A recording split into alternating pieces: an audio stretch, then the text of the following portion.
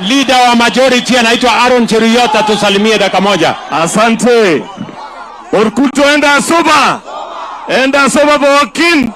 Unajua rais, ingekuwa makosa kama Meshugi sijaongea kwa niaba ya Meshugi wenzangu.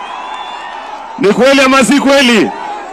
Mheshimiwa Rais, mimi nimefurahi sana siku ya leo. Katika uongozi wako umesema Kenya mpaka itoshane. Sio sehemu zingine zinajengwa na wengine wanakula vumbi. Hii jambo ambayo umefanya hapa siku ya leo ni jambo ya maana sana. Angalia Mheshimiwa Rais, ile chakula inatoka dunia hii na hao watu wako na barabara ya kufikisha chakula hiyo sokoni. Kwa kusawazisha Kenya, ndio maana tunasema two term. Unajua Mheshimiwa Rais, kuna wakabila ambaye wanapiga kelele na kukukejeli.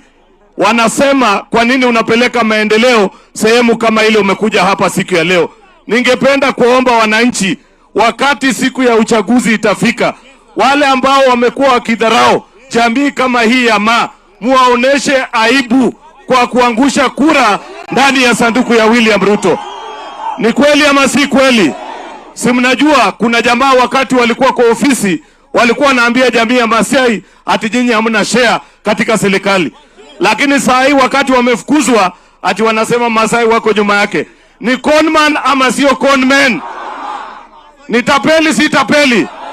Hakuna Masai kichwa mzuri anaweza fuata huyo tapeli. Kwa sababu huyo tapeli tulishafukuza kazi. Hawezi kuwa kitu yoyote Kenya. Rambo, sema kitu.